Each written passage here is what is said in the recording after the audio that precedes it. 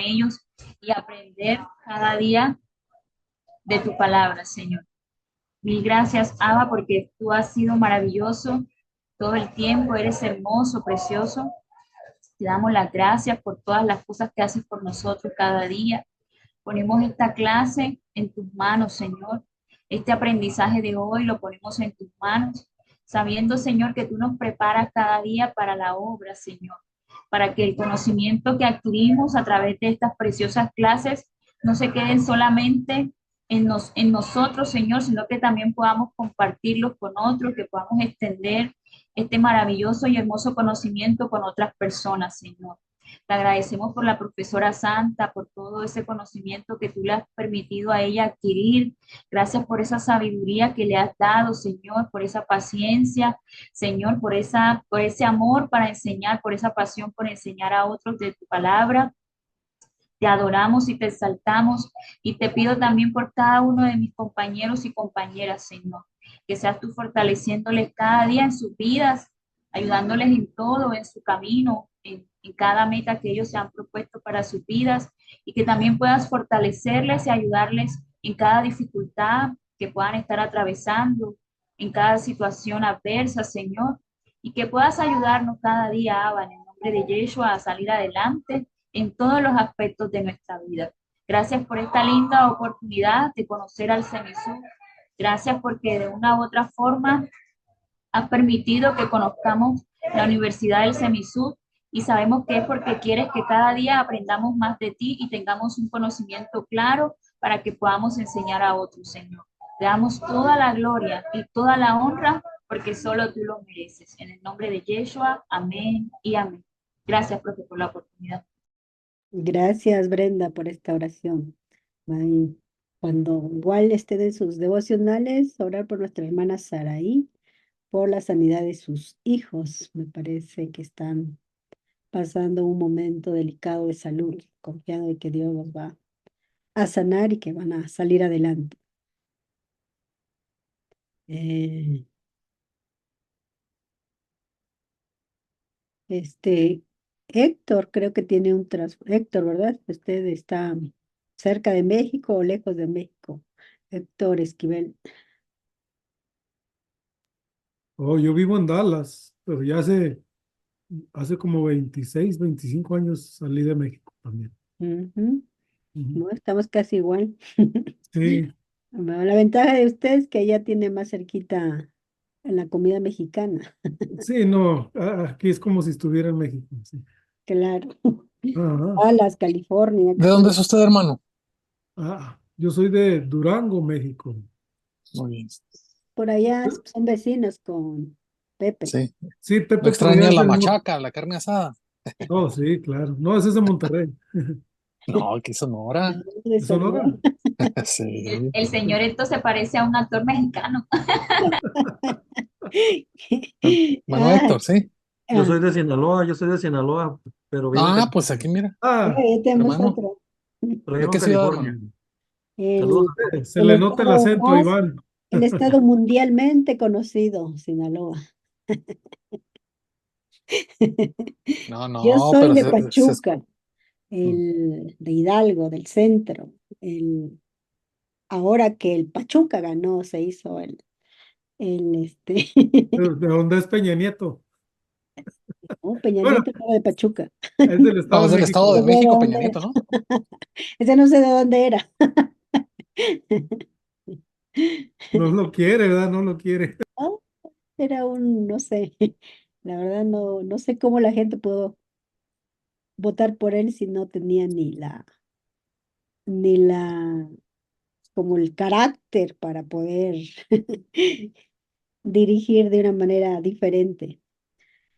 Bueno, muy bien, ya después de toda esta introducción a nuestros estados, a nuestros países, vamos a retomar nuestra temática. Terminamos el día de ayer el Evangelio de Tomás o del pseudo Tomás. Ya hemos mencionado algunas características de este Evangelio y su relación con los canónicos. porque estamos en este número 3 sobre la teología o las propuestas teológicas que nos presentan estos evangelios y su relación con los canónicos. Hoy tenemos la propuesta del Evangelio de Pedro. El Evangelio de Pedro, un evangelio que también ha sido muy estudiado. Hay investigaciones sobre él y también algunas opiniones sobre este evangelio. ¿Y por qué tiene esa importancia, ese interés? Por el contenido que relata este evangelio. Y como ya hemos mencionado, se les han denominado como evangelios, pero en realidad a veces no cumplen con la estructura o la característica literaria de evangelio. Este es un fragmento muy pequeño. Ya les puse en el aula las páginas que conforman ese evangelio porque le vamos a dar lectura a esas páginas. Es corto y mirar entonces cómo relata este aspecto en la vida de Jesús, que es la pasión de Cristo. Y sobre este evangelio va a haber algunas posiciones y opiniones, ¿sí? Como creo que ya lo hemos mencionado, algunos van a estar a favor de que es el evangelio más antiguo y que los canónicos dependen de él. Otros van a decir no, el evangelio de Pedro depende de los canónicos. Posiciones que están muy polarizadas y que obviamente están todavía en este debate académico sin llegar todavía a una conclusión. Así es que esa es la importancia de este evangelio o de este fragmento de lo que se conocería como el evangelio de Pedro. Por este punto tan importante y central y medular, no solamente en la teología del Nuevo Testamento, sino también en la doctrina cristiana, ¿sí? El fundamento de la doctrina cristiana, muerte y resurrección de Jesucristo, o en el querigma cristiano, muerte y resurrección de Jesucristo, que incluye el tema de la pasión. Ustedes ya miraron con el profesor Yatensi este análisis exegético, así es que no le vamos a dar mucho énfasis a los canónicos, porque ustedes tienen fresco esa información, o conocemos también lo que hay en los canónicos. Vamos a centrarnos en lo que nos dirá este evangelio y obviamente las opiniones con respecto a los canónicos. Vamos a empezar hablando de algunos aspectos generales, ¿sí?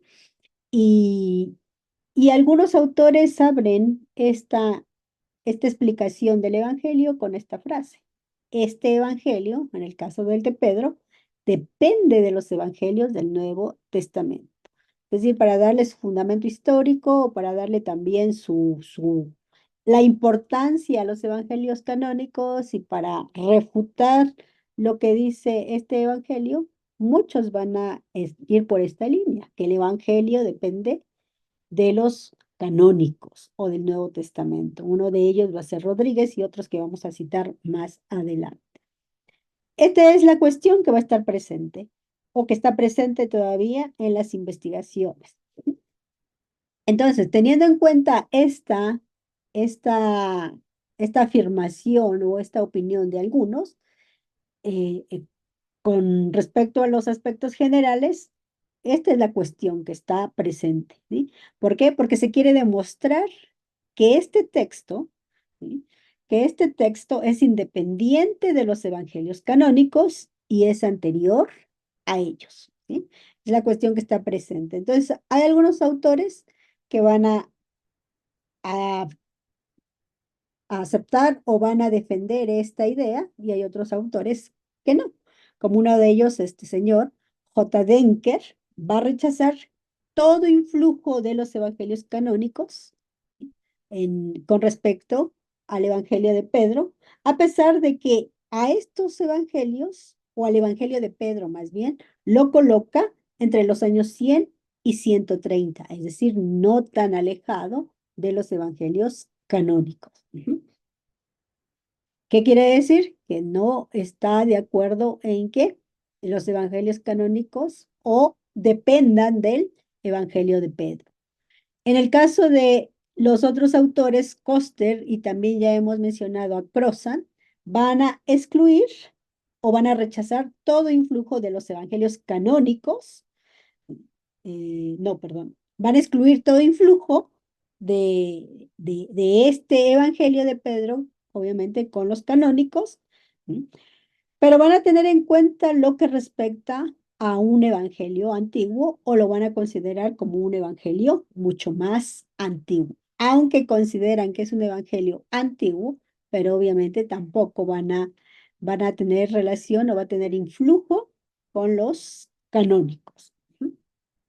Eh, Aparte de esta cuestión de la dependencia, en este caso la dependencia literaria, que es lo que estaríamos hablando con estos autores, otro punto que va a estar en el tapete de la discusión va a ser su carácter doceta, su carácter teológico y doctrinal que tiene que ver con ese carácter doceta.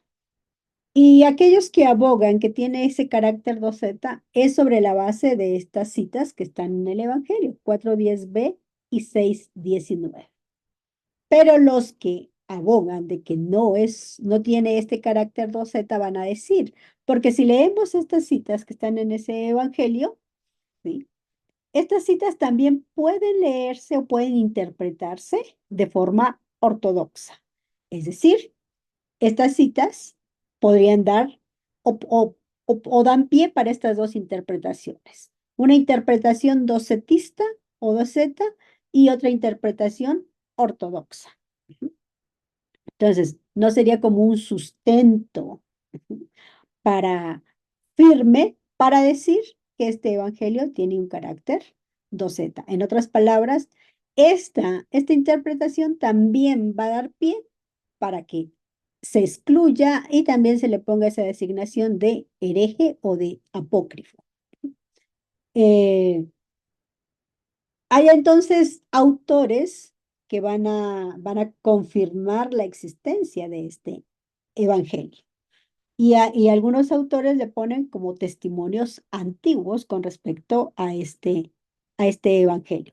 Estas siglas así que tenemos aquí indicarían el evangelio de Pedro y estas siglas que está aquí indicarían los evangelios canónicos. Esas siglas las vamos a estar mencionando en toda esta explicación.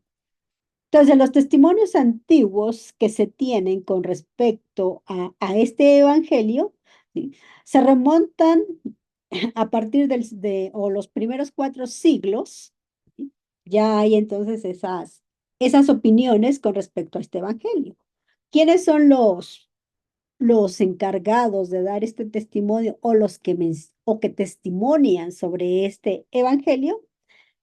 Va a ser Orígenes y Eusebio. Estos señores mencionan el Evangelio de Pedro, pero se puede deducir que estos autores no lo leyeron y parece que tampoco tuvieran conocimiento de su contenido, solo lo mencionan, ¿me entienden? Dan a entender como que no lo leyeron y que tampoco hay conocimiento sobre su contenido.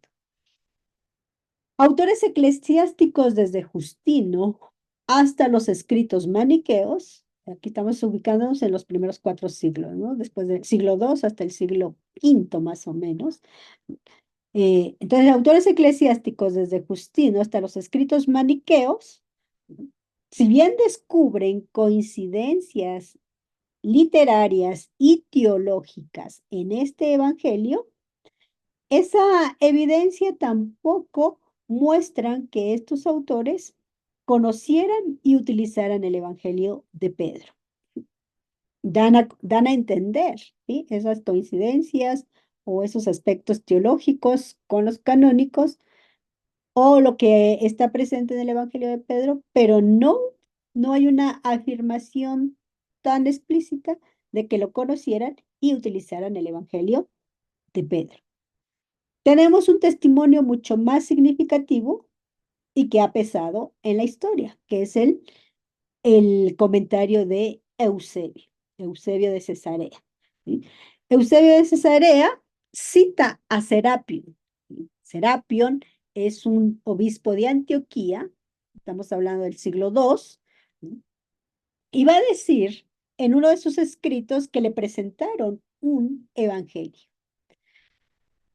No dice que es el evangelio de Pedro, pero se deduce que sea el evangelio de Pedro. Ese evangelio que circulaba entre los cristianos de Rosos, que sería en Siria. Al escuchar esto, y obviamente este señor sí tiene conocimiento de este evangelio, va a decir en ese escrito, pensó que se trataba de una obra inocente para la fe, es decir, una obra que no iba a afectar la fe. Pero dice que en una segunda lectura de este evangelio que andaba circulando por ahí, encontró en ella indicios de docetismo y eso lleva entonces a que prohibiera la obra, no solamente para su lectura, sino también para su uso. Esa frase o esta información que estoy diciendo está en Santo Sotero, que ya les mencioné, y dice, voy a leer solamente lo último, la segunda parte que dijimos, que cuando lee en una segunda parte se da cuenta que tiene entonces un indicios de una de docetismo. Dice, yo, cuando me encontraba en medio de vosotros, suponía que todos estabais adheridos a la verdadera fe. Y por no hojear el evangelio atribuido a Pedro que ellos me presentaban, dije que si era aquello lo único que les acongojaba, podían leerlo. Mas ahora, al enterarme de que su verdadero sentir estaba enmarañado en cierta herejía, a juzgar por lo que se me ha dicho, me apresuré a personarme de nuevo entre vosotros.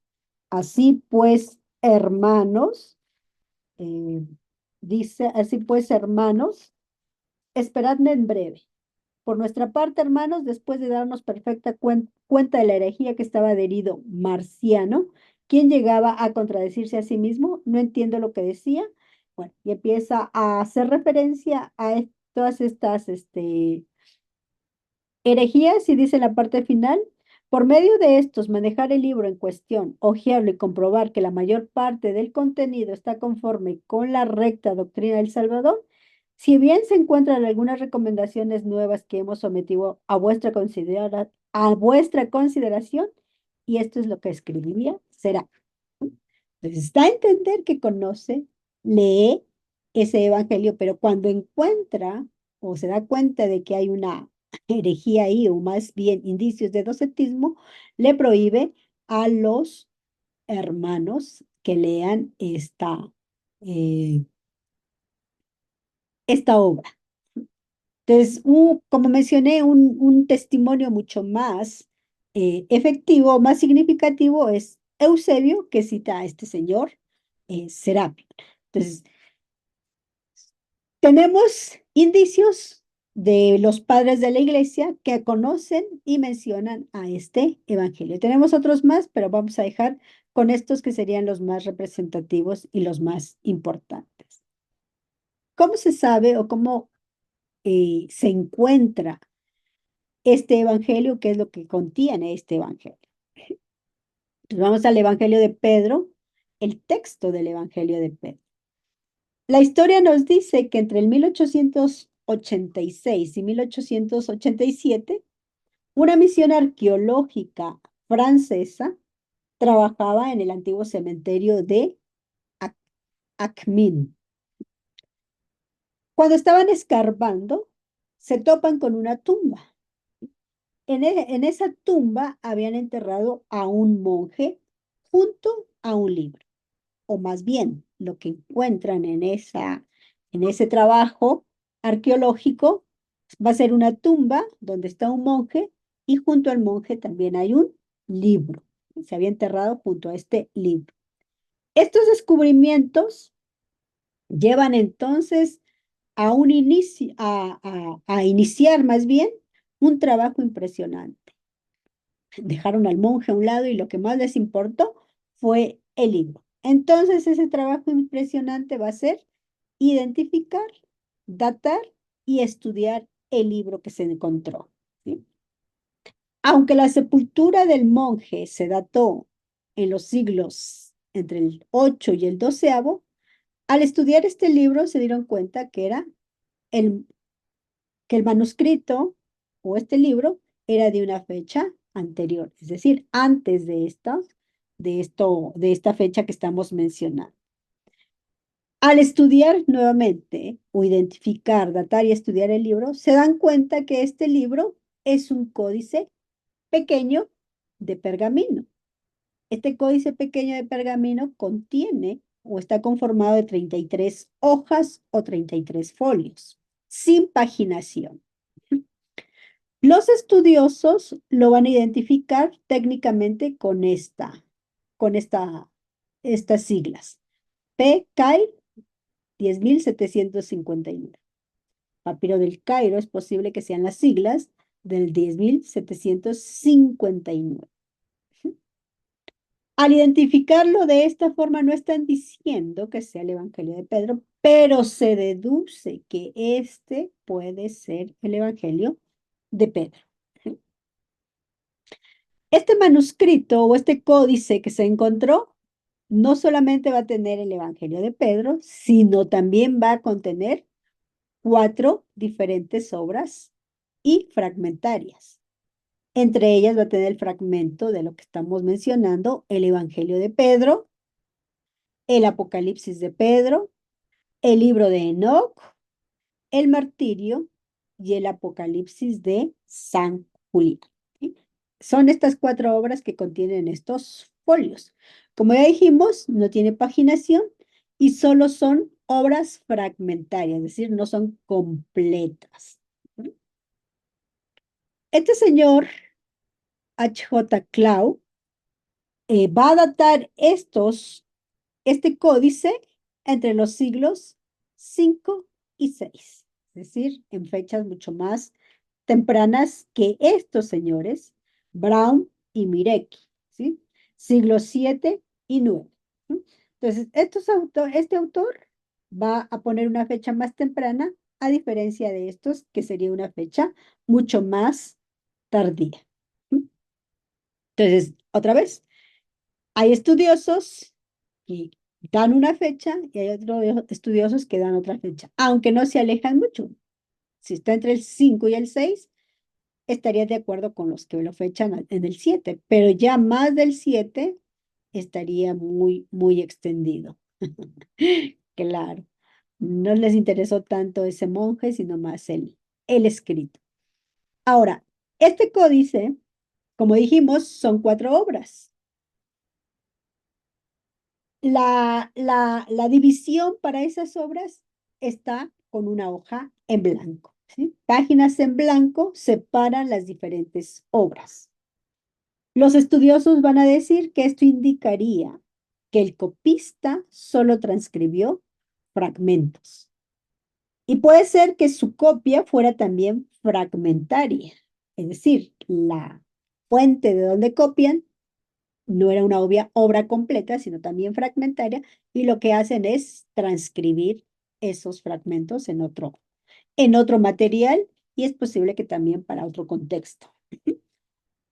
O la deducción igual a la que se llegaría es que entonces al autor o al relator solo le interesarían esos pasajes que se encontraron en este códice.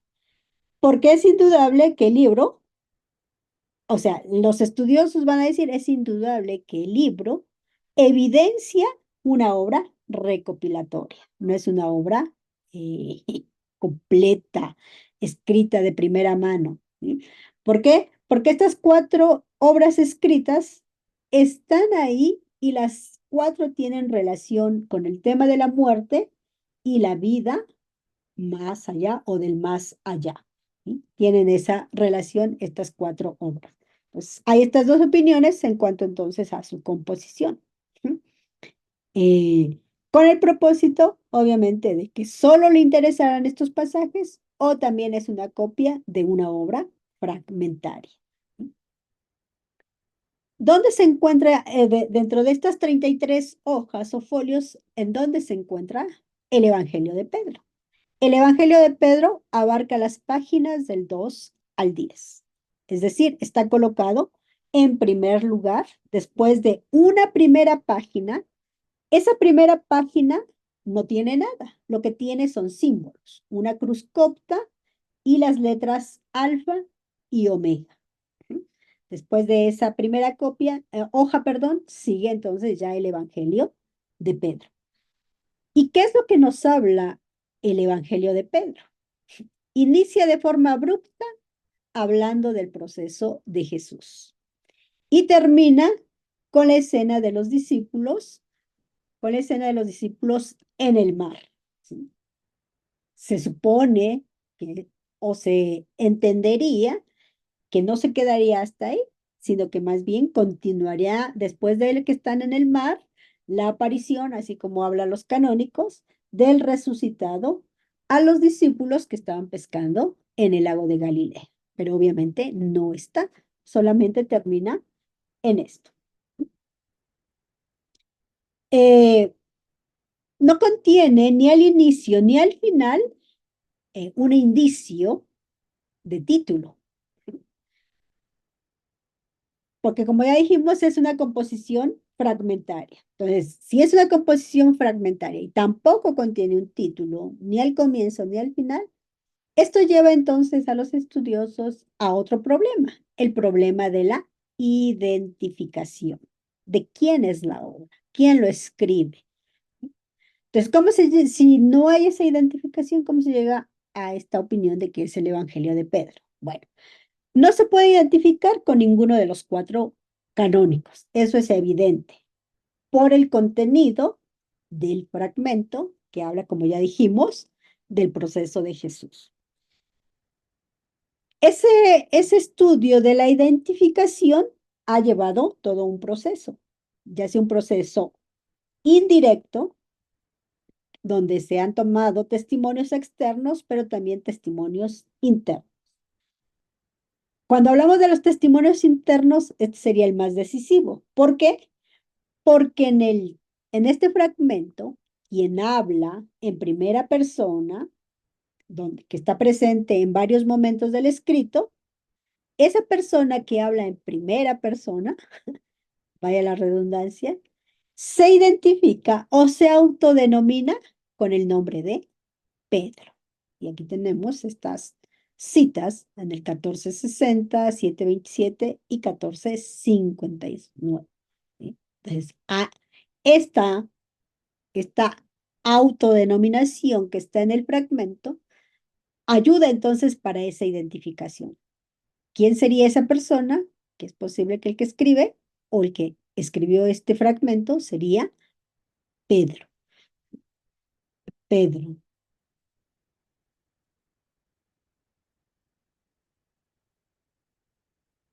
Con todo esto que hemos mencionado, entonces se llega a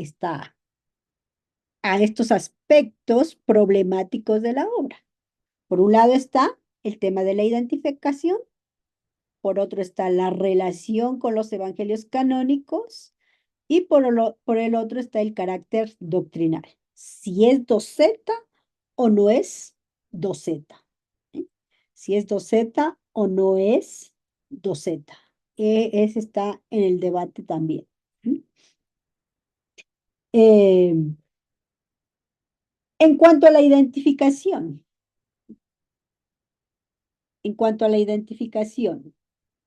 bueno, ya también mencionamos que hay varios autores antiguos que identifican a este, a este evangelio o que lo mencionan. ¿Sí? O mencionan a este evangelio como conocido y que circulaba en ese, en ese, en ese periodo de la iglesia del segundo siglo. Entonces, esto da a entender que es un relato muy antiguo. A veces se descubren textos antiguos de los que no existían copias, pero de los que, sin embargo, sí se tenía noticia de su existencia. ¿Y cómo sabemos de esas noticias de su existencia? Por lo que ya mencionamos con los autores de acá. Orígenes, Eusebio y otros más, que mencionan o que sí citan a este evangelio, o como también el evangelio de Judas. Este señor, que es otro de los que estudia, entonces va a decir que este evangelio va a designar, a designar a este evangelio dentro de su colección que estudia y que clasifica como evangelios perdidos. En su obra, Los Evangelios Apócrifos, va a indicar a este evangelio, lo va a poner a este evangelio como los evangelios perdidos. Ya mencionamos, Eusebio en su historia eclesiástica habla también de algunos escritos que se le atribuían a Pedro. Pero aunque habla de esos escritos atribuidos a Pedro, él tampoco no aceptaba algunos escritos. Entonces, ¿cómo se sabe de la identificación no solamente del Evangelio, sino también posiblemente de este personaje que lo escribe? Es por todos estos testimonios de los escritores antiguos. Relación con los evangelios canónicos, que es lo que vamos a ver más adelante, y su carácter doctrinal. Porque va a haber también otros escritos que van a dar entonces el testimonio de esta identificación. Decíamos entonces que cuando se encuentra esa tumba en este sector Akim, que se encuentra este códice con este librito, entonces van a decir algunos autores que este librito es el Evangelio de Pedro.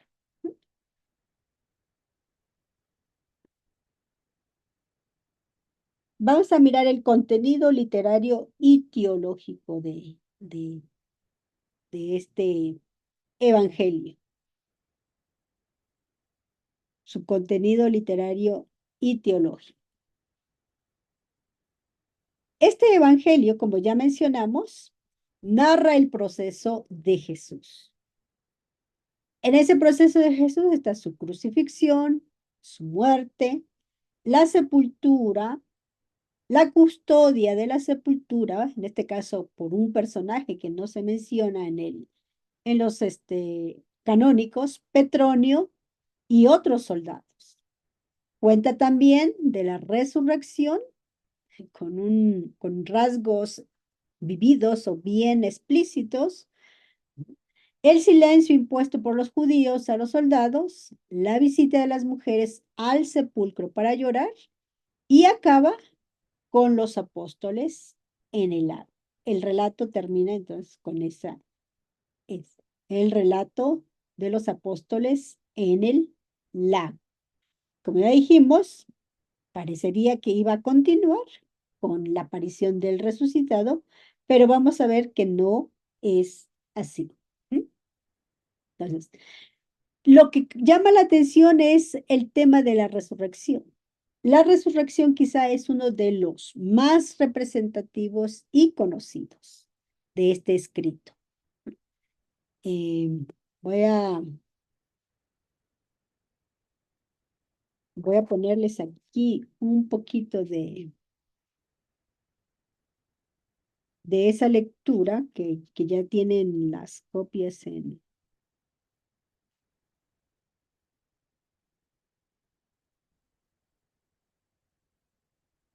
Bueno, que ahorita vamos a leer también.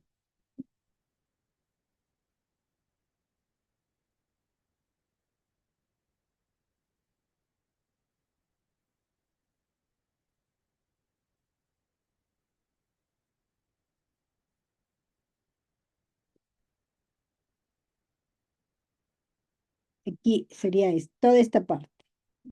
Déjenme hacer un poquito más grande.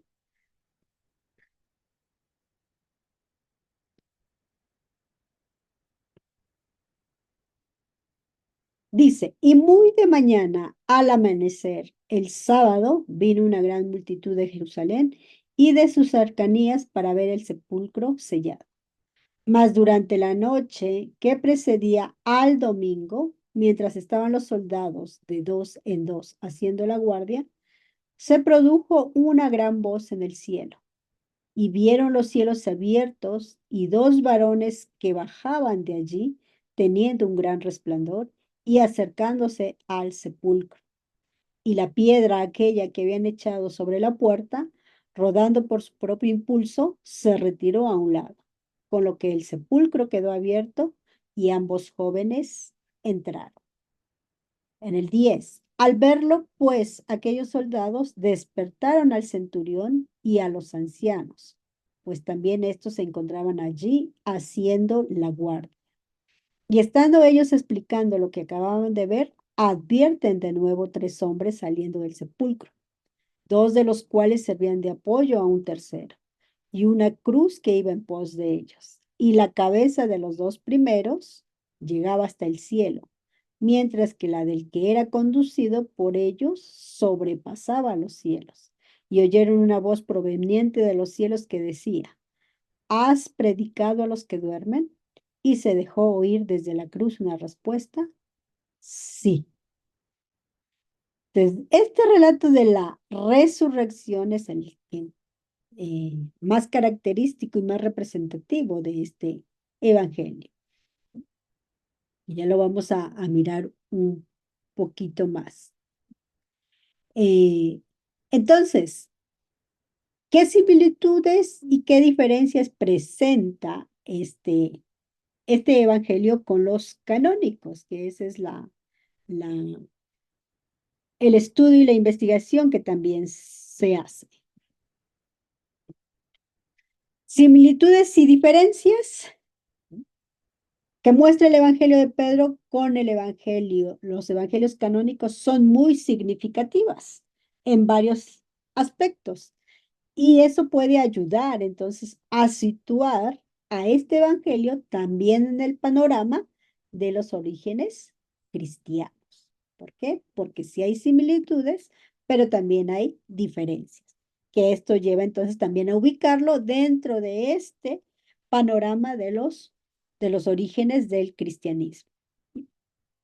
En cuanto a la relación con los evangelios canónicos, nuevamente la cuestión está en este tema de la dependencia. Y con esa relación de la dependencia hay 2 posiciones.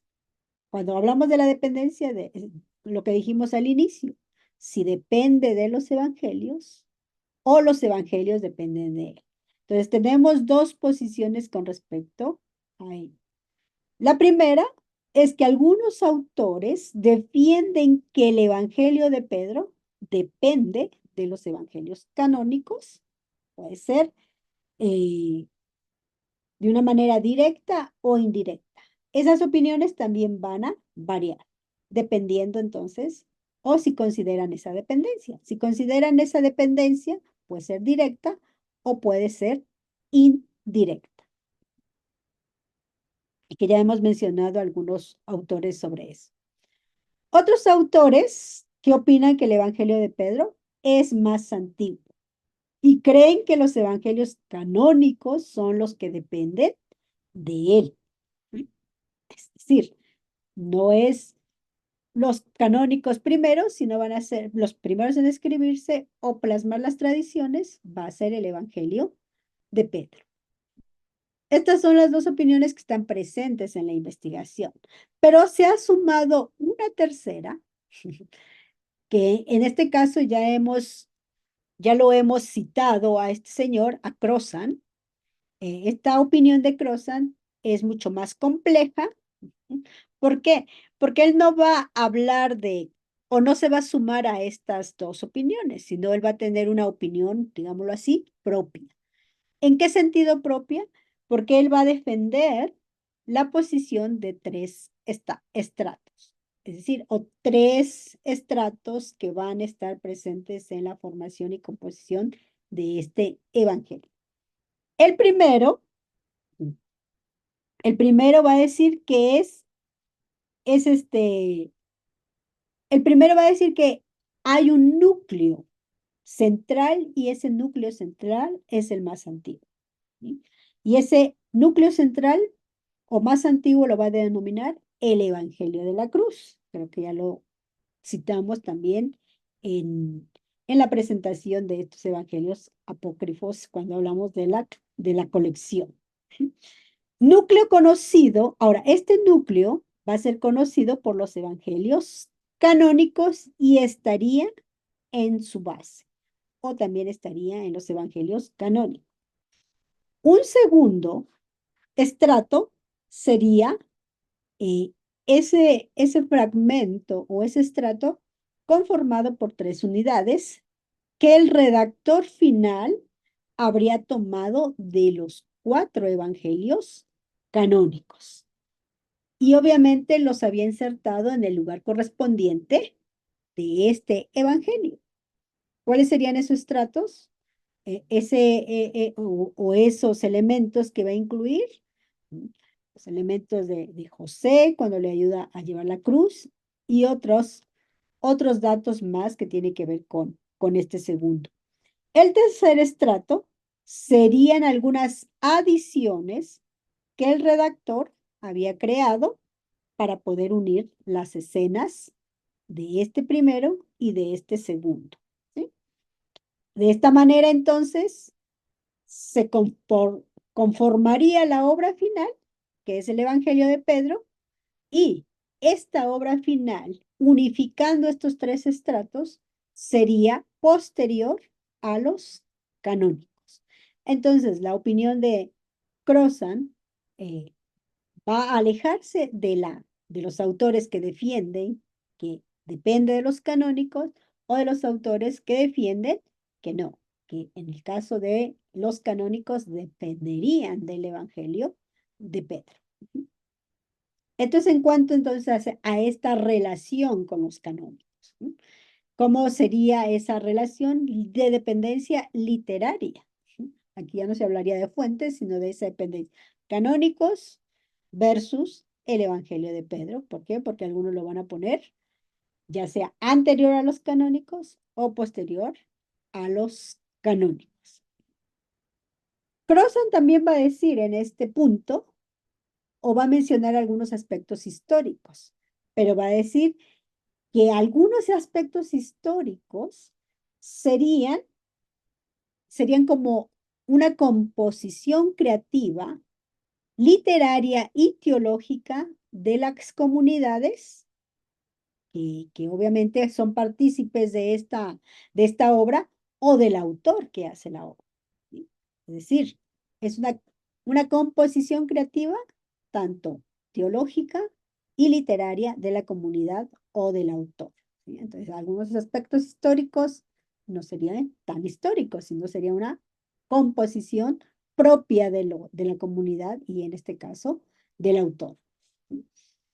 En cada versículo de la Pasión o del relato de la Pasión, Crozan va a decir que hay alusiones al texto de las Escrituras hebreas que describen la pasión de los justos de Israel. Entonces, Crozan va a mencionar igual entonces una tradición judeo-cristiana, que tiene conocimiento en este caso del Antiguo Testamento o de las Escrituras hebreas. Para poder entonces igual dar toda una opinión con respecto a esta relación o esta dependencia con los canónicos, se hace un análisis comparativo de los evangelios canónicos y en este caso del evangelio de Pedro. Pero para poder entender este análisis comparativo o los datos que nos aporta estas investigaciones de este análisis comparativo, primero hay que leer el evangelio para saber qué dice o de qué estamos hablando, porque ya sabemos que es la resurrección, pero mirar en qué similitudes tiene con los canónicos o qué diferencias tiene con los canónicos. Ya vimos o ya leímos el tema de la resurrección y creo que nos dimos cuenta que ya ahí hay unas diferencias, ¿verdad? No, los canónicos no hablan de que se abren los cielos y que hay ese esplendor y que bajan estos personajes, sino es muy diferente. Pero ¿qué otras diferencias van a encontrarse en el Evangelio de Pedro? Así es que no sé si tienen acceso al aula, que ahí puse los archivos, o se los mando aquí nuevamente por el chat. Y vamos otra vez a hacer 3 grupos.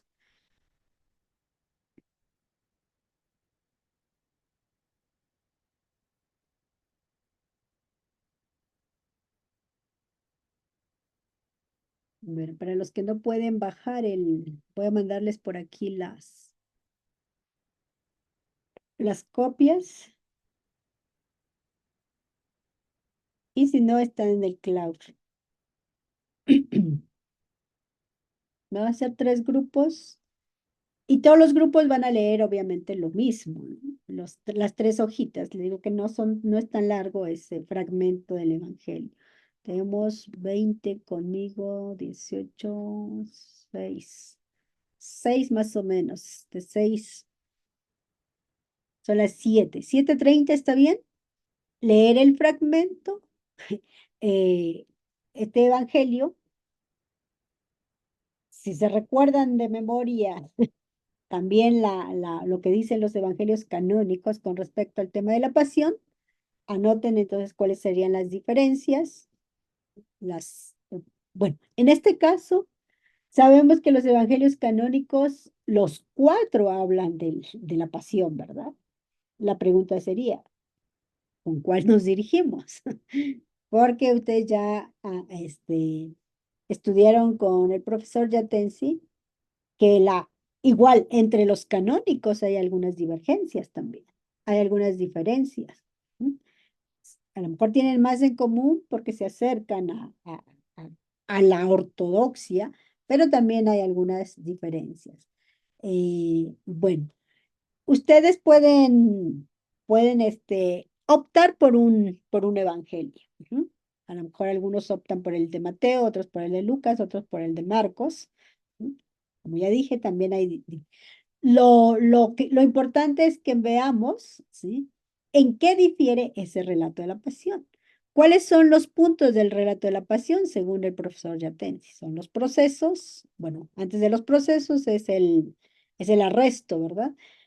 Los procesos, después, después de que el arresto, los procesos, el juicio y en este caso la muerte y la resurrección, que son los temas que están presentes. Entonces, miremos sobre la base de estos 5 aspectos generales cómo lo relata este Evangelio de Pedro. 7:30 nos vemos en la sala general. Voy a hacer los grupos.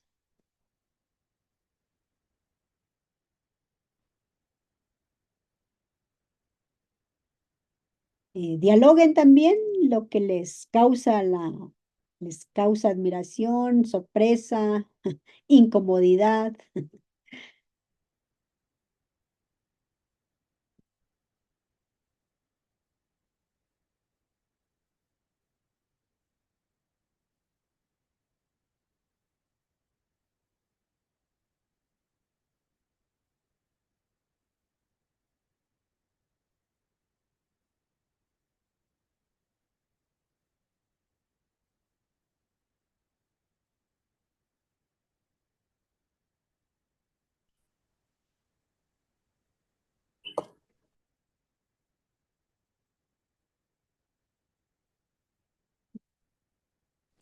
¿Qué vieron en la lectura? Pues está Wow, Dios le interesante. bendiga. Está interesantísimo eso. Va a predicar el domingo, dice el de Pedro.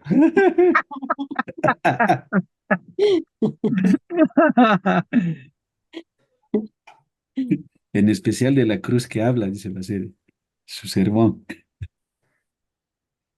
La Ahora cruz que vamos llega al cielo. ahora va a decir Jorge, vamos a leer el relato de la pasión en el Evangelio de Pedro. Cuando vean que le apaguen el micrófono, pues ya saben. Les van a quitar las credenciales. Cuando lo excomulguen. ¿Qué les pareció la lectura?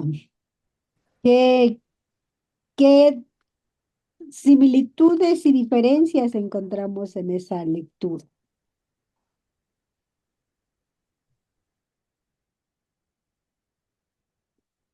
Profe, bueno, en el grupo estábamos revisando precisamente de la clase que nos dio el profe Yatensi, sobre lo que él exponía del documento A y B.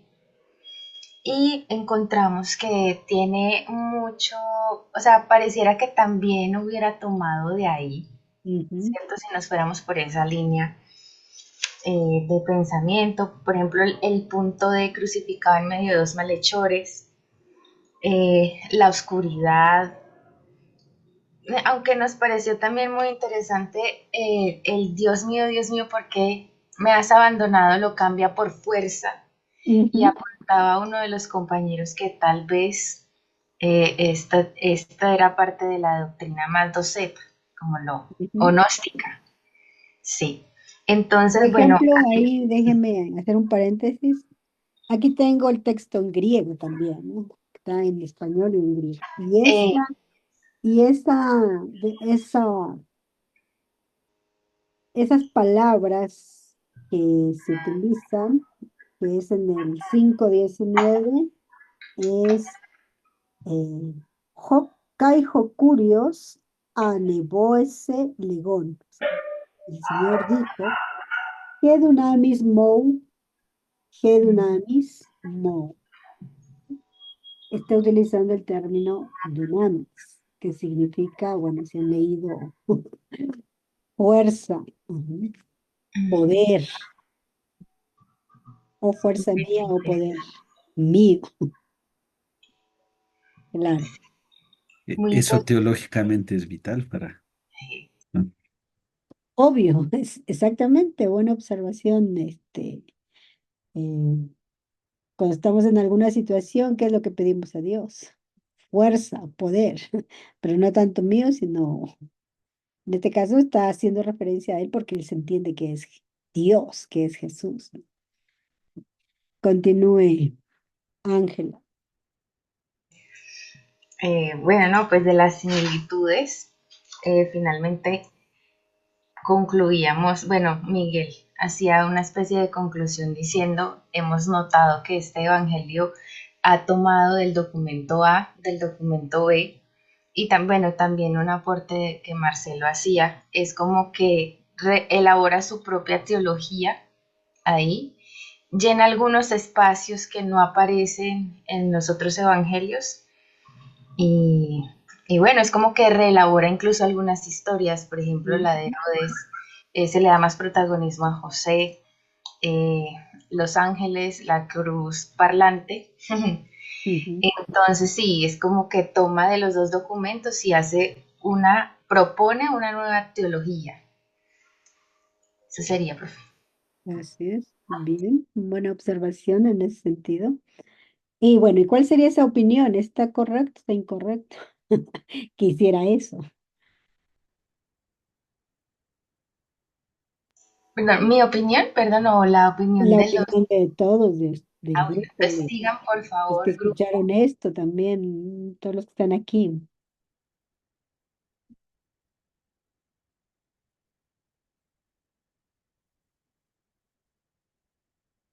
Van a hacer otro concilio, dice para.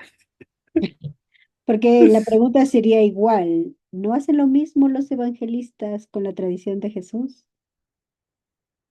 ¿O recogen al 100% lo que por eso el debate nuevamente, el Jesús histórico y el Jesús de la fe?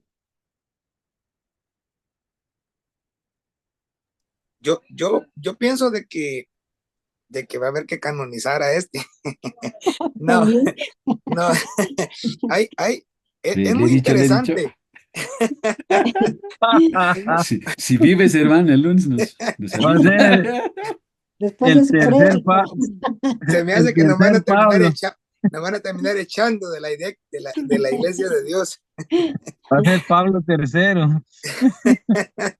Pablo Eh, ya va a estar como Irineo echando los evangelios para un Yo, lado. yo creo que debía estudiar los mártires en vez del Profe, menos mal que yo no soy la única que va a canonizar un texto. creo, creo que estoy como el Titanic ahorita, me acabo de dar en una gran piedra de hielo. Es muy interesante, la verdad. Es muy detallista en aspectos que uno pues cuando lo enlaza con lo que uno ya conoce, dice, ah, así es como pasó, como que uno tiende a creer que esta expansión literaria realmente sucedió, ¿no? Entonces, como que tiende a dar detalles que sí se enlazan bastante con lo no tan, con lo general que son los otros escritos canónicos, ¿no? Como que son un poquito más generales y no tan específicos como este. Por ejemplo, aprendimos con el doctor Atensi de que la escritura de lo que está escrito sobre Jesús, dice el rey de los judíos en los canónicos, pero que realmente es más aceptable el rey de Israel por la cuestión geográfica y el poderío de nación, ¿no? Que eso sí ya tenía que ver con un contraste entre el imperio romano y que debido a eso es que lo crucificaron o se aprobó su crucifixión. Entonces, este detalle que da Pedro es un poco más válido que el detalle que dan los canónicos. Entonces, ahí es donde nos topamos con cuestiones como esas, ¿no? Que lo ponen a pensar a uno. Ok, sí, ya vamos a llegar a las conclusiones en ese sentido y vamos a ver qué nos dicen algunos autores con esto que han leído. Iván y después Gracias, saludos a todos. Profesora, he oído al profesor Yatensi que dice que es bueno de todos modos estudiar de los herejes porque no hay hereje tonto.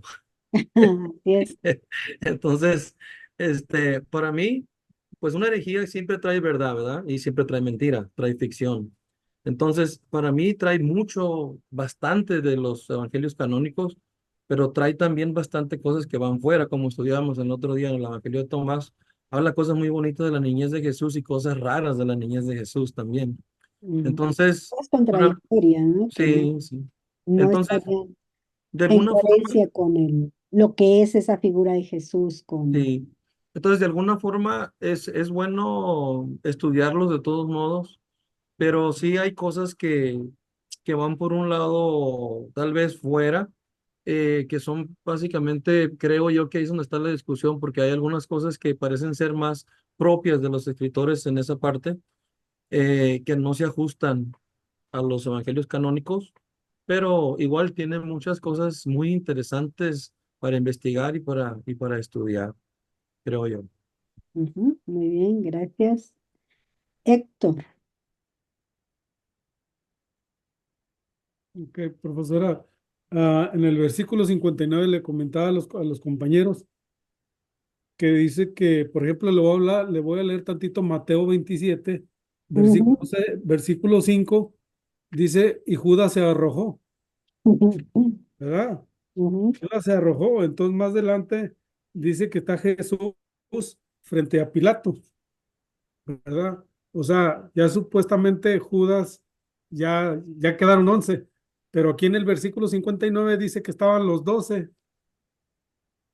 Me llamó la atención, ¿ah? Claro, ¿Cómo? y nosotros, los 12 discípulos del Señor, Es- llorábamos y estábamos sumidos exactamente. en la aflicción y cada cual apesadumbrado por lo sucedido, retornó a su casa.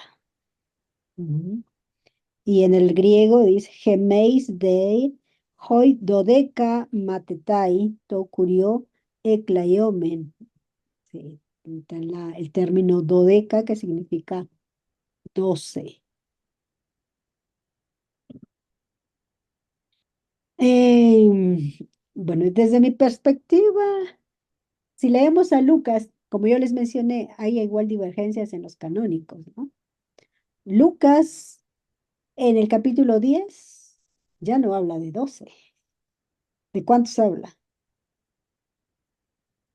70. Más de 70. Ujú. En algunos manuscritos está 70 y otros 72. ¿De dónde salieron esos 70? Y les da esa misma consigna que a los discípulos, a los 12 discípulos. Entonces creo que para mí el 12 es ya hablando desde la escritura simbólica, es un simbolismo. ¿Sí? Y algunos autores van a decir que había como tres grupos de seguidores. Los 12 que son los más cercanos, ¿sí? Los que aparte de los 12 que serían estos 70, que también hacían la misión, reconocían a Jesús como Mesías, hacían la misión, y la gente que lo seguía solo por los milagros. Pero los comprometidos podría ser el grupo pequeño de los 12 y el de los 70, como nos lo dice Lucas. Y la gente que lo seguía solo porque veía que hacía milagros, hablaba bonito y todo eso. Seguidores también. Pero a lo mejor no en la categoría de discípulos. Entonces, no es que esté dudando de lo que dicen los textos evangélicos, pero lo que decía.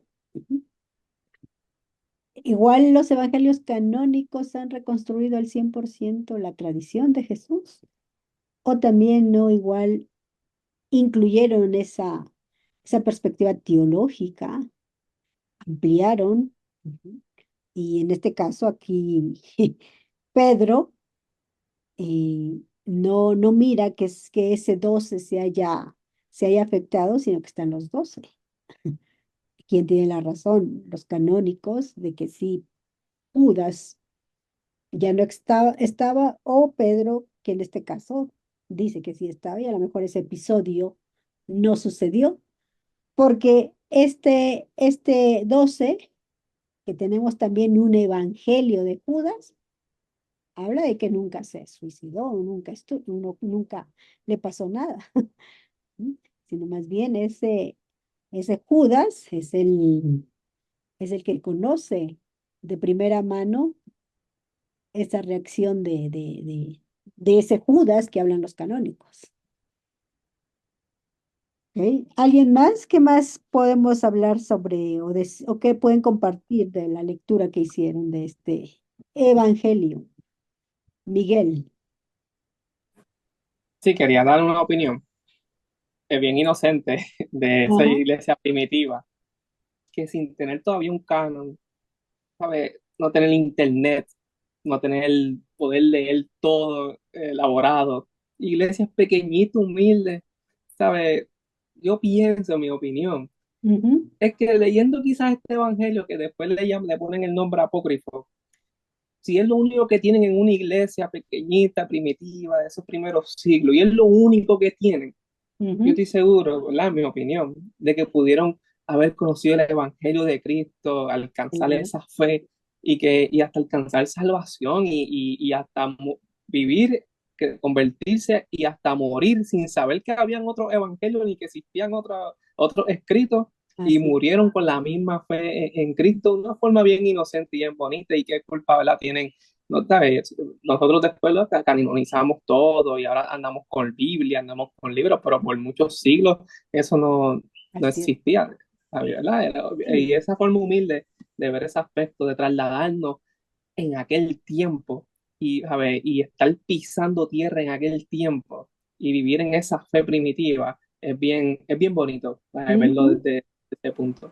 Y quería Sí, dar ese comentario. algunos autores lo van a decir también, por ejemplo, ya de los canónicos. Y sabemos que la investigación bíblica nos han dado información de añadidos o de interpolaciones que hay aún en los canónicos, que son posteriores a su escritura. ¿Sí? Pero esas interpolaciones alimentaron la fe de esas comunidades. Es cierto, nosotros ahora con todo este avance científico, tecnológico, nos podemos dar cuenta, o los estudiosos nos hacen dar cuenta de algunos errores, digámoslo así, que tienen estos escritos considerados canónicos. Toda esta investigación. Pero todos estos errores para nosotros alimentaron, ayudaron en la fe. Ya eran para ellos igual escritos autorizados, escritos normativos.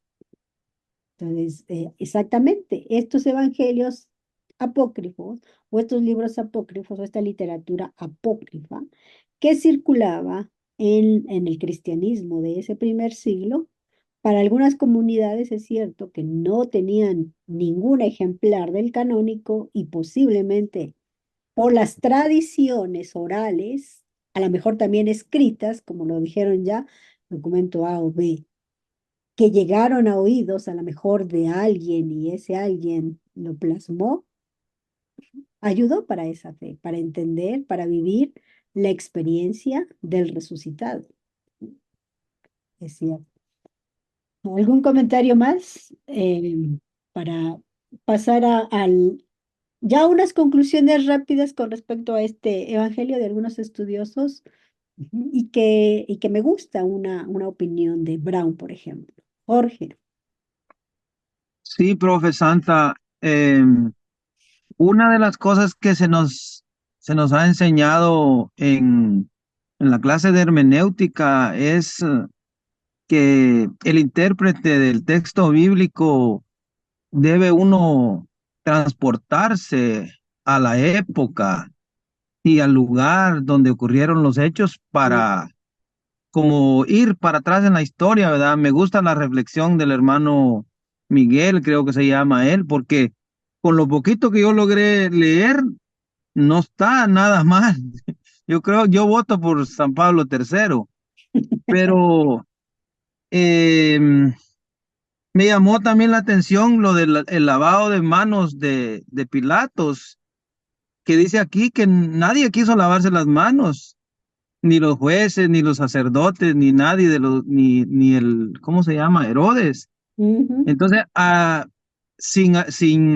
sí voy a ver si lo logro leer porque está interesante el evangelio. Yo ni sabía que existía eso. Muchas gracias.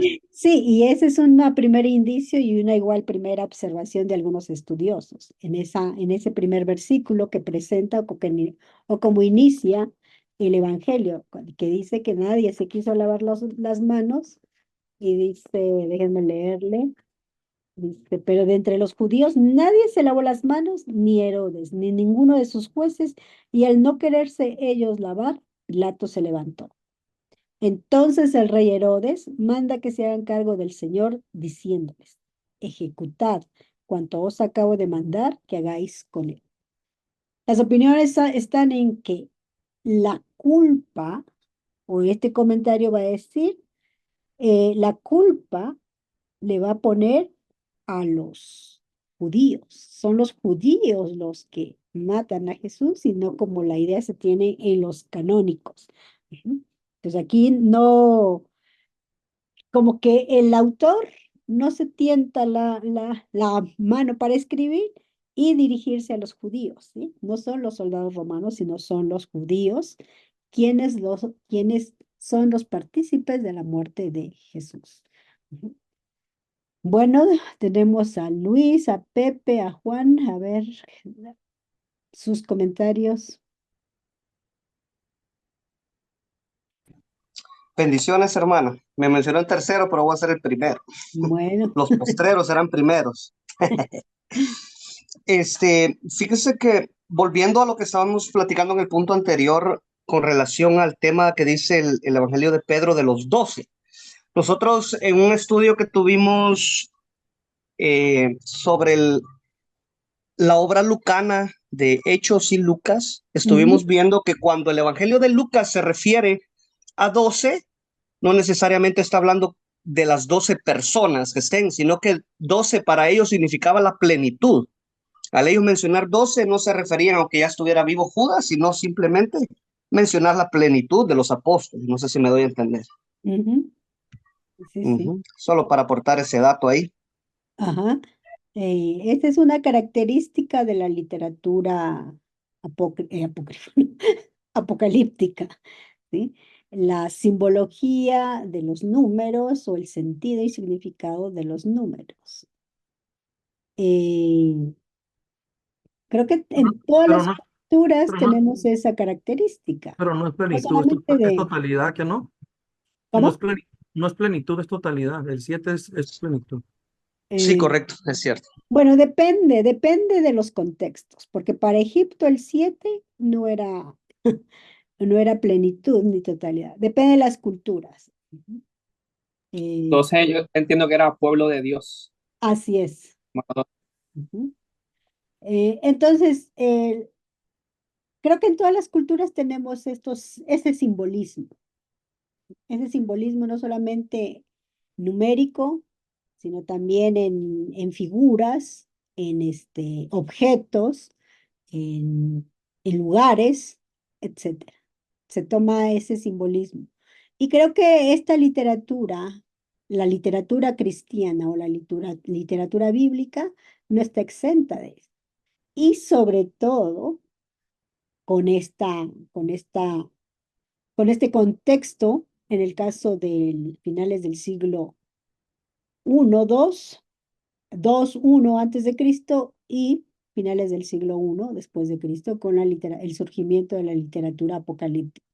El énfasis en la simbología fue mucho más fuerte, ¿sí? Y es parte de esa literatura en este sentido. Sí, no hay que entender literalmente el número 12. Posiblemente 12 haga referencia a ese trasfondo del Antiguo Testamento que indicaría a ese pueblo representado en las 12 tribus, al pueblo de Israel representado en las 12 tribus. ¿Mm? Pepe y Luis. Dios le Hola, bendiga. hola. Luis, adelante, Luis. Gracias.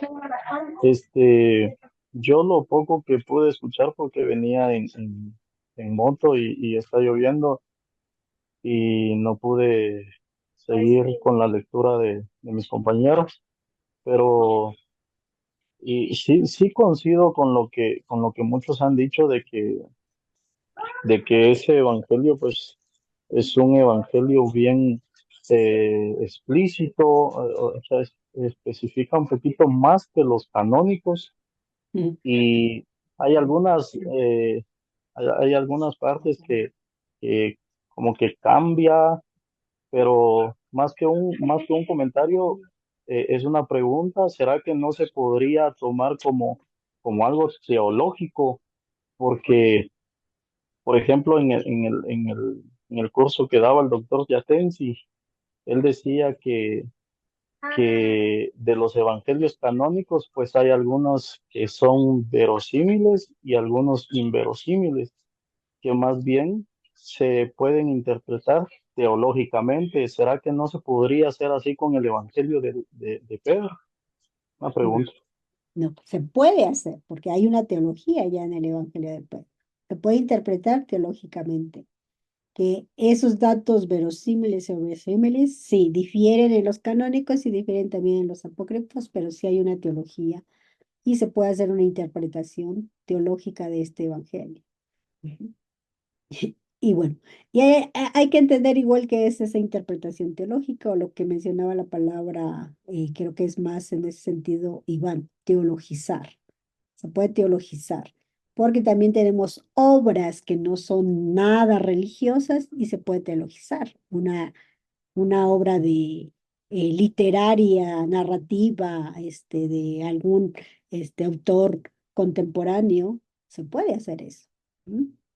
Esa literatura nos permite, y obviamente en nuestra comprensión de Dios, se puede hacer no solo en estos evangelios, sino también en otro tipo de literatura que no tenga nada que ver con lo religioso.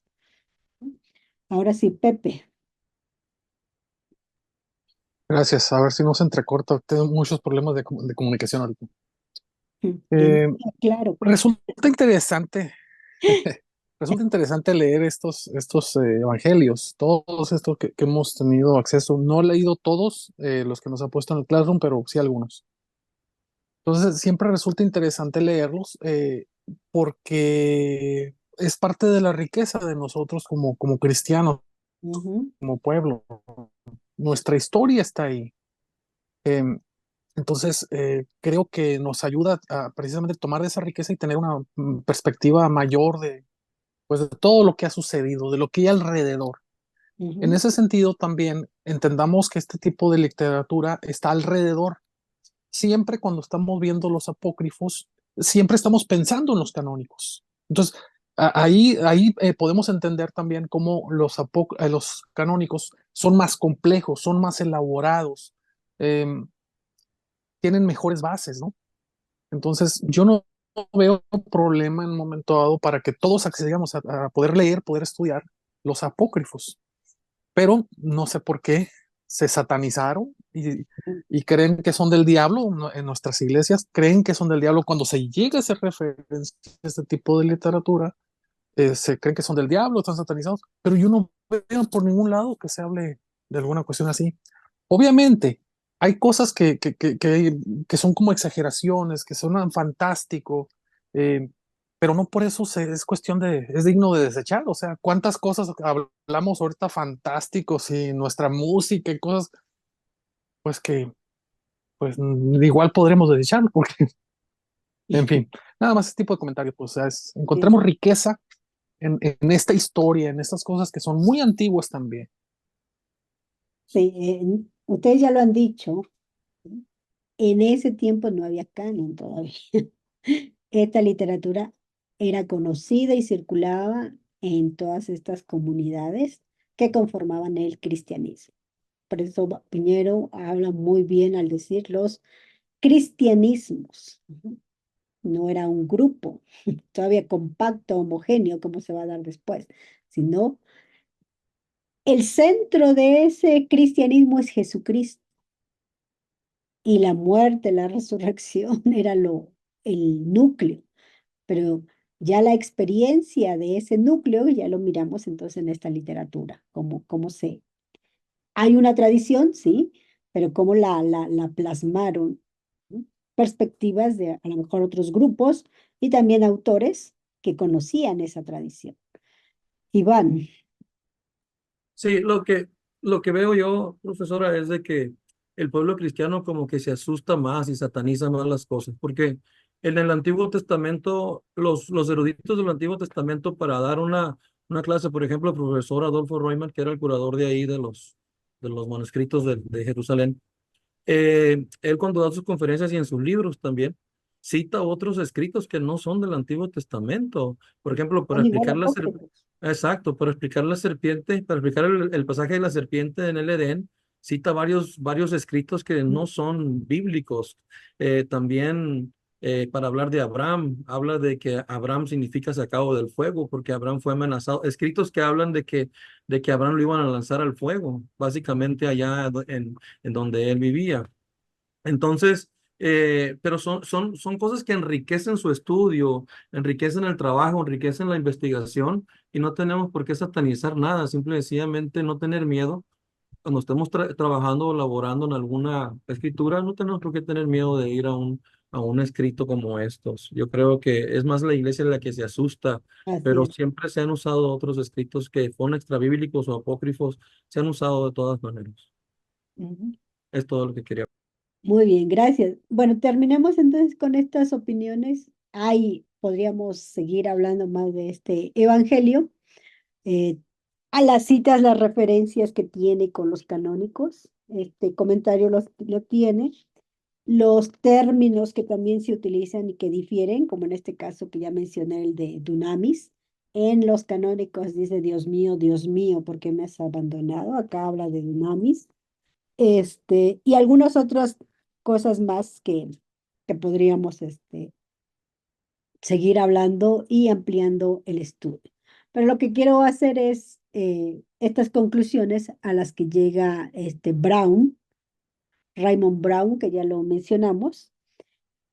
Él dice que hay otras características muy interesantes y muy importantes que nos van a ayudar a situar este escrito en el escenario del cristianismo, ese cristianismo del primer siglo, o ese cristianismo primitivo, como se conoce también. Brown va a decir que son entonces características teológicas que están en el Evangelio de Pedro. Y esas características teológicas nos van a ayudar a situar este Evangelio en ese escenario del cristianismo del primer siglo.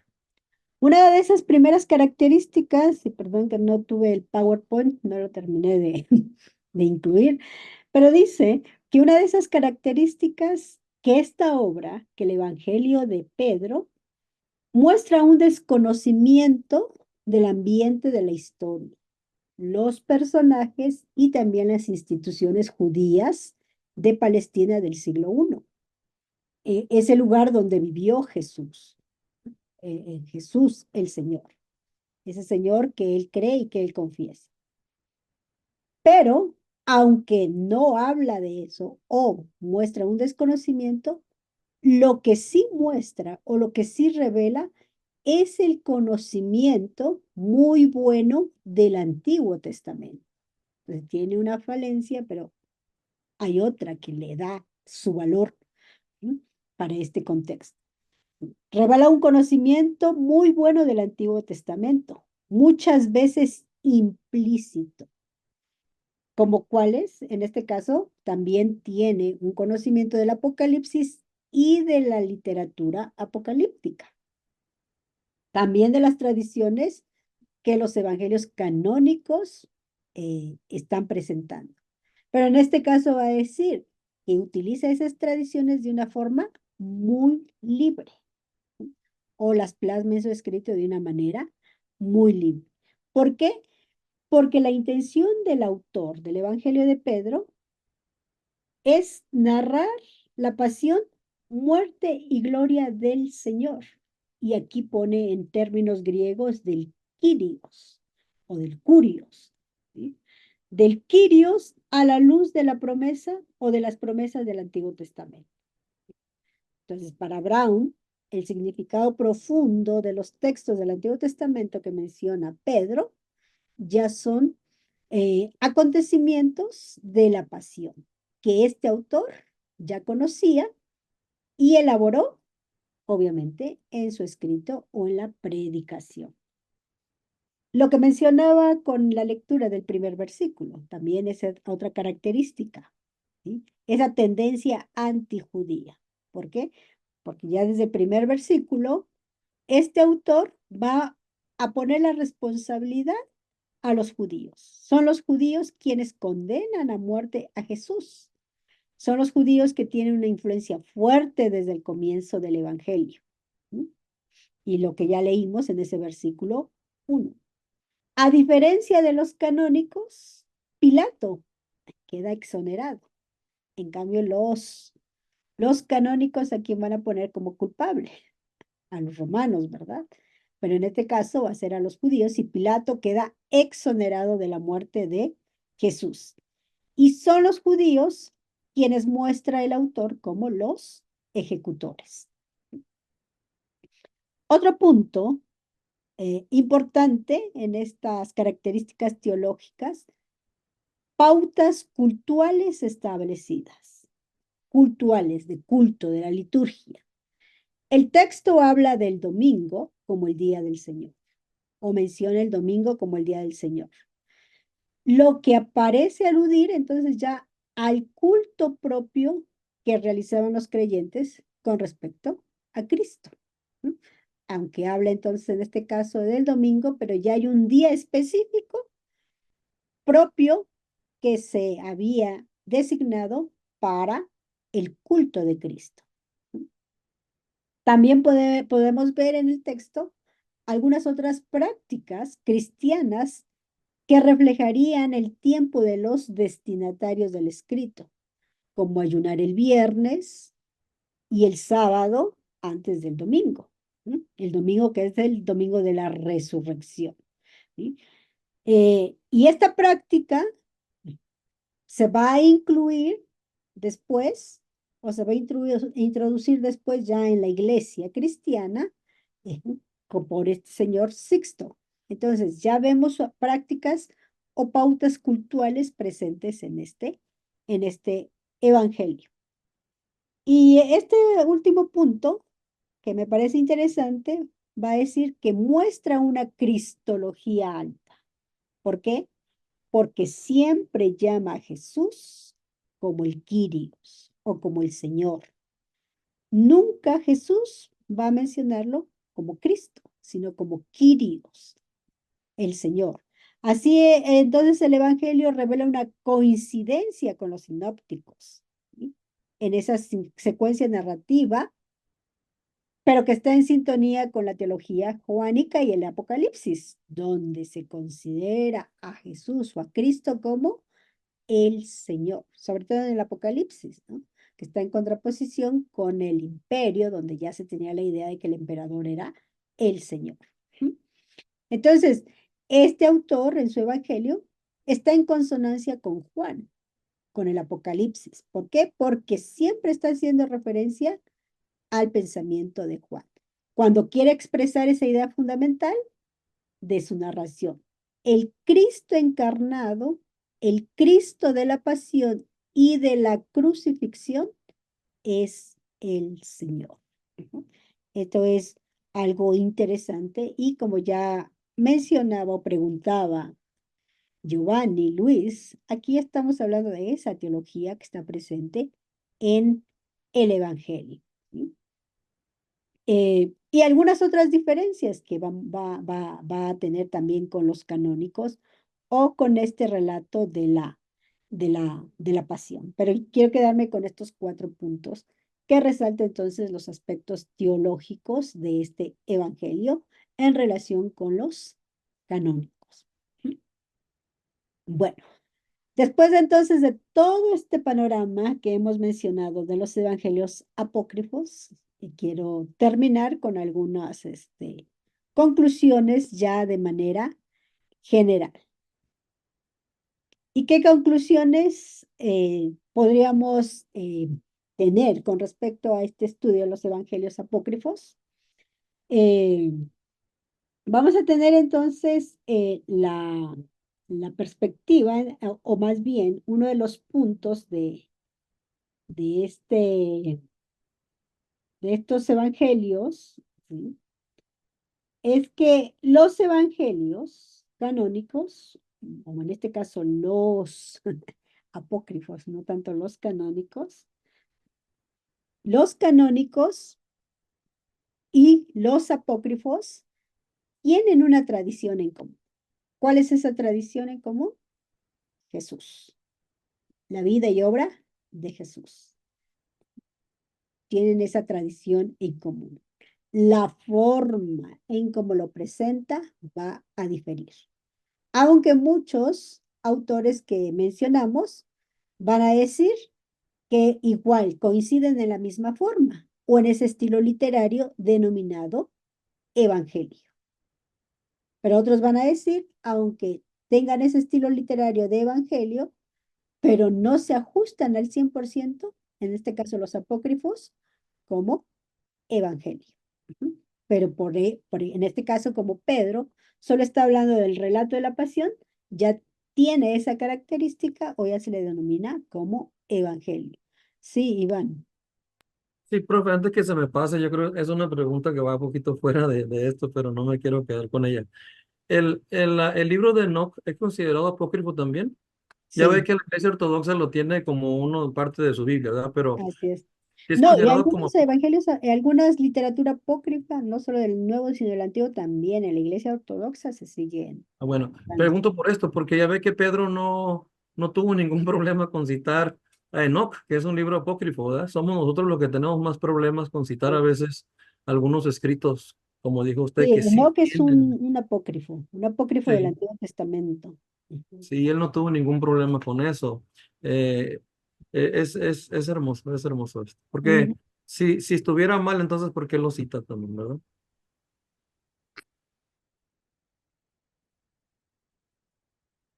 Bueno, lo que decíamos en esa pregunta de Pepe es que sí, eh, también tiene conocimiento de la literatura apocalíptica, la influencia de Juan en este sentido, por eso habla del Señor. Bien, entonces lo que mencionábamos, con esas conclusiones, una tradición en común, un estilo literario en común, aunque algunos difieren en ese sentido, pero tienen una tradición en común. Una tercera conclusión es que,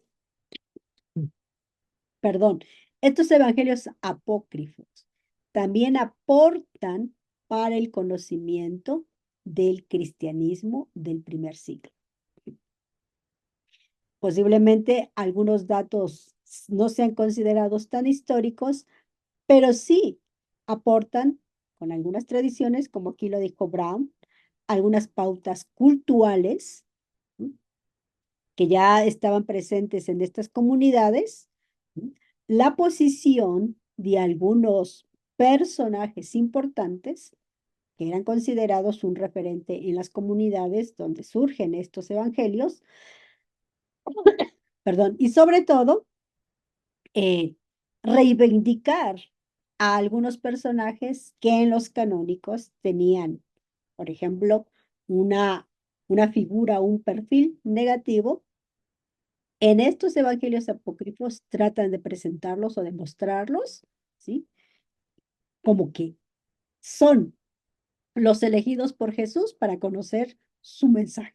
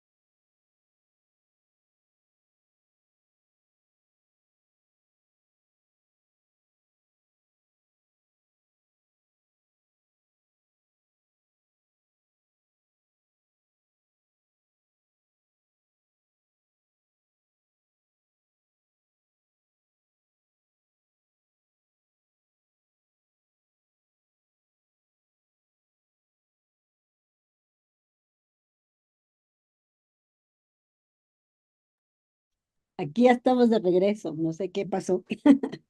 Ya Muy mejor, bien, maestra. Brenda tiene la mano levantada. Gloria a Dios, profe. Sí, profe, era que quería hacerle una pregunta con respecto a un versículo, disculpe que le interrumpí ahí, con respecto a un versículo que está acá en el capítulo 10, dice, y la cabeza de los dos primeros llegaba hasta el cielo, mientras que la del que era conducido por ellos sobrepasaba los cielos. Y oyeron una voz proveniente de los cielos que decía, has predicado a los que duermen, y se dejó oír desde la cruz una respuesta sí. O sea, yo le quería preguntar si ellos creían que Jesús había predicado esos días que estuvo muerto, o sea, si él había predicado a los que dormían, a los que estaban muertos. No, es la pregunta. Sí, no, da a entender como lo dicen los evangelios canónicos. ¿Qué dicen los evangelios canónicos?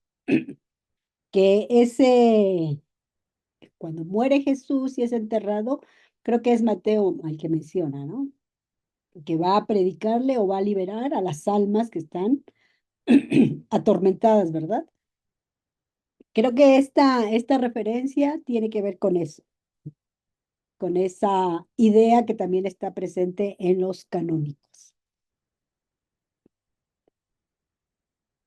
Ah, pero profe, o sea, no es literal, no, o sea, no es que se dé a referir a que le predicaba a los que ya habían muerto.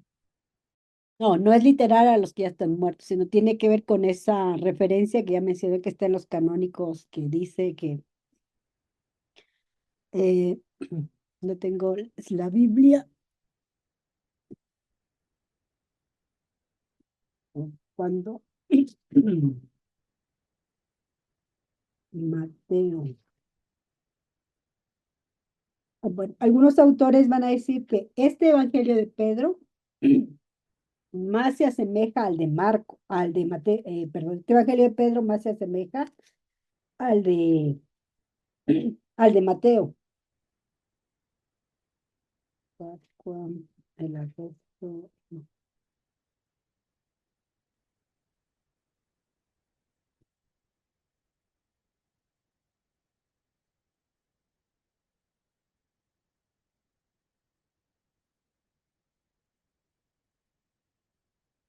Dice el versículo, Mateo 27, versículo 52.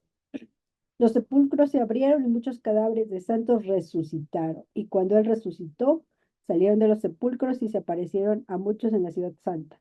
Al ver el terremoto y lo que sucedía, el capitán y la tropa que custodiaban a Jesús decían espantados. Realmente este era el Hijo de Dios. Estaban allí mirando muchas mujeres que habían acompañado y servido a Jesús desde Galilea. Tiene que ver con eso, con este relato de Mateo, ese versículo que usted está preguntando. Obvio que lo está presentando de una manera muy diferente. Bueno, estábamos en las conclusiones. ¿Cuál era la última eh, que dije?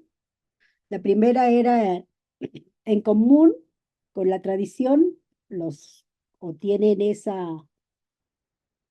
relato de la tradición. La segunda, ¿cuál era? El estilo literario. La tercera, nos aportan datos históricos o nos aportan información sobre las comunidades de ese primer siglo o del cristianismo del primer siglo. ¿Qué otra conclusión podemos encontrar en estos evangelios? Profe dijo que reivindicaba algunos Los personajes personajes, importantes. perdón, los personajes importantes. Reivindicar a los personajes importantes. Otro de los aspectos o de las conclusiones que podríamos tener es no solamente reivindica a estos personajes importantes, sino que va a incluir otros elementos, ¿sí? No solamente en la eclesiología, sino también en el liderazgo y también en la manera en cómo presenta, ¿sí? La organización de la iglesia, de las comunidades. Bueno, estoy diciendo esto pensando en los otros evangelios que no leímos y que tienen que ver con eso, como Felipe, como el de María Magdalena, como el del proto Santiago, como el de Judas, ¿sí? Todos estos evangelios van a entonces a presentar la eclesiología o la comunidad, incluyendo otros elementos que no están en los canónicos.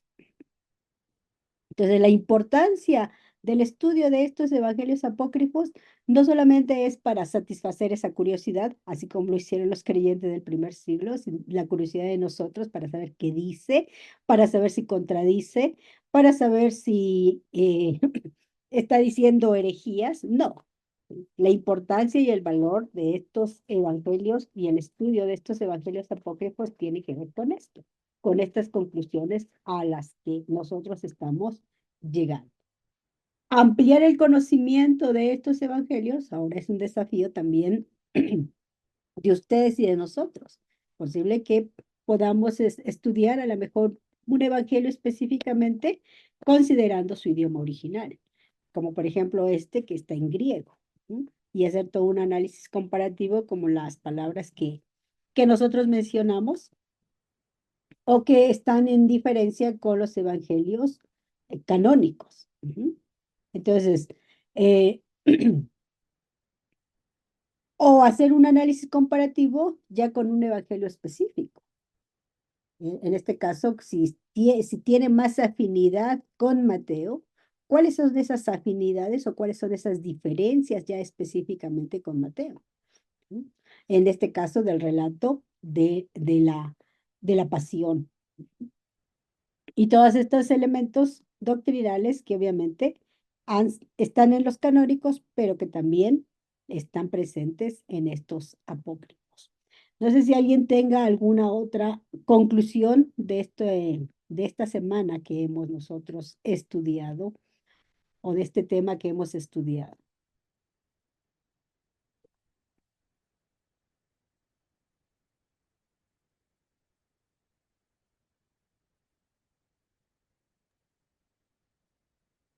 Profe Santa, perdone, habría algo de diferencia ahí tal vez porque si fue Pedro, bueno, digamos que fue Pedro el que escribió este apócrifo, quizás no, él echa la culpa a los judíos, ¿verdad?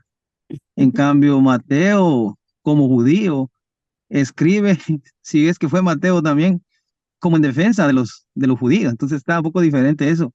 Y yo me ponía a pensar escuchando algo ahí que decía alguien que había como una batalla entre, por ejemplo, en la comunidad de Juan y la comunidad con Tomás, para que depende ¿cómo se llama? La redacción que hiciera cada comunidad, así mismo iba a tener más peso para pasar en el canon. Y hasta decía, el que yo escuchaba, hasta decía que quizás Juan, creo que Juan pone como incrédulo a Tomás para degradarlo más y ganar en ese canon. O sea, que está interesante el chisme ahí. Sí, aún en las mismas comunidades tenían ese problema o esa situación de no buenas relaciones. Juan evidencia, toda la literatura de Juan evidencia, en este caso más las cartas, evidencian esa situación que vivía dentro de estas mismas comunidades. Imagínense, si había problemas en esas comunidades, ¿cómo no va a haber problemas con otras comunidades que estaban mucho más alejadas, posiblemente de la perspectiva de la fe?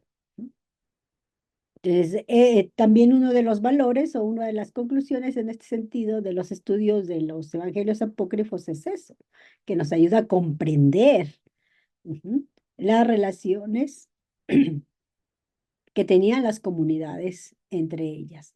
¿Sí?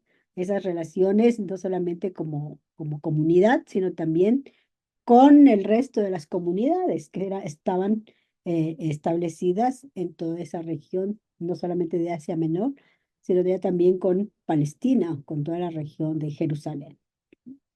Entonces, es necesario tener ese conocimiento de los escritos primitivos, del origen, ¿sí?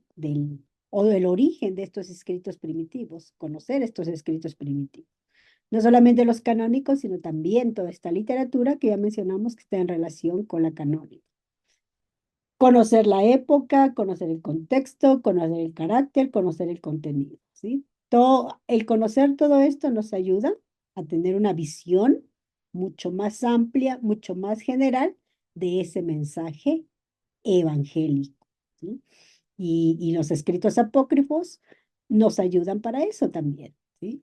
Para poder conocer todos estos aspectos que he mencionado. Pero otra vez, que estos estudios o que este estudio sea un estudio crítico, no un estudio a la ligera, sino un estudio crítico. Estas serían entonces algunas conclusiones de lo que hemos mencionado. Tenemos en el aula ya el trabajo que ustedes deben de presentar para los que están accediendo a créditos. Los que no han podido estar en la clase, ya están también los videos La entrega de este trabajo es para el lunes. Si alguien tiene problemas de poder entregarlo el lunes, escríbame para poder ampliar, porque yo la próxima semana me estaré dedicando a calificar y estar libre ya para esperar la TCB, como dicen los que están aquí en el chat que van a venir. Profesora, ¿Sí? perdón, no sé si nos puede ampliar un día más debido a que como nosotros predicamos en la iglesia y mañana también enseñamos, es sábado y domingo es como bien complicado por la iglesia. No sé si tal vez podría dar un día más, si es que se puede, ¿no? Hasta el Listo. martes. La hora la hora y el día va a estar ahí. Si ustedes entregan el martes, está bien. Creo que les he dicho a otras personas, cuando yo ya empiece a calificar y lleve la mitad de calificar, que yo voy a empezar como martes, máximo miércoles, cuando empiece a calificar ya se cierra el aula. Y el que entregó hasta martes, máximo miércoles, está bien. Ujú. Entonces, hasta el martes, profesora. Sí, no voy a cambiar la fecha porque se va a quedar así, pero yo cuando ya empiece a calificar, ya ahí el aula se cierra. Un día más de gracia. Ok. Así es, Gracias, querida hermana, todo por los apócrifos. todo por los apócrifos. Cuidado, me confunda, profe, en la predicación este domingo. Y sí, tanta No, clase. no sabe de cuál predicar, si de Pedro, de María Magdalena o de Santiago. Muy bien, muchas gracias por este tiempo, por esta semana de estudios, o el deseo de Tomás. Nos estaremos viendo en otro curso. Acá los que vienen a la TCB, acá los estaremos recibiendo, conociendo. Vamos a darles envidia a los que no vienen, iremos a tomar un cafecito, estaremos haciendo tertulias por acá, conociendo un poco de Ecuador. Así es que Nos han si quieren. ofrecido comer cuyo, Ah, pero dicen que es primo del ratón. No sé si no, no, no. Eh, es la yo especialidad de sé, Yatel. yo sé lo que yo nunca voy a comer porque no me gusta. Las vísceras y cosas raras no como. Como ya Profe, conozco un pero poco el cuy, usted no, es no gentil, tengo. profe, ¿qué pasa? ¿Eh? Usted es gentil, profe, tiene que comer. El cuy no es tan malo, el sabor no es tan malo. Mm. Eso sí, que no les dé la cabeza, eso es porque se ve feo, pero lo demás es como si estuvieran comiendo una patita de pollo ahí chiquita. No tiene asada ahí, no hay problema. No, KFC acá es mal. Y eso es de las grandes transnacionales. El cuy es nacional. Bueno, aquí nos estaremos viendo, cuy fría.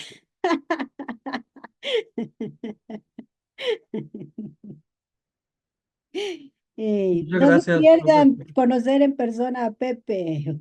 Si aquí las hace reír, en persona les va a hacer más, a reír más. Bueno, muchas gracias, bendiciones. Nos estaremos viendo en otra ocasión. Y Gracias a todos. Gracias, maestro. Profe, muchísimas gracias a Chao, usted por profe. toda la enseñanza, a mis hermosos compañeros y compañeras. Un placer, un honor haberlos conocido, a cada uno de ustedes y a la profe. Que nuestro Abba les siga bendiciendo y guardando cada día más. Y espero poder compartir con ustedes nuevamente en otro curso. Amén. gracias, También Brenda. gracias a todos, Este es el, bendiciones. En este otro es el curso. último curso del año. No, de Descansamos este julio y semestre. agosto. De este De semestre, perdón. Sí, en agosto retomamos. Ok, muy bien. Pendiente entonces. Que el Señor le bendiga. Bendiciones. Ok.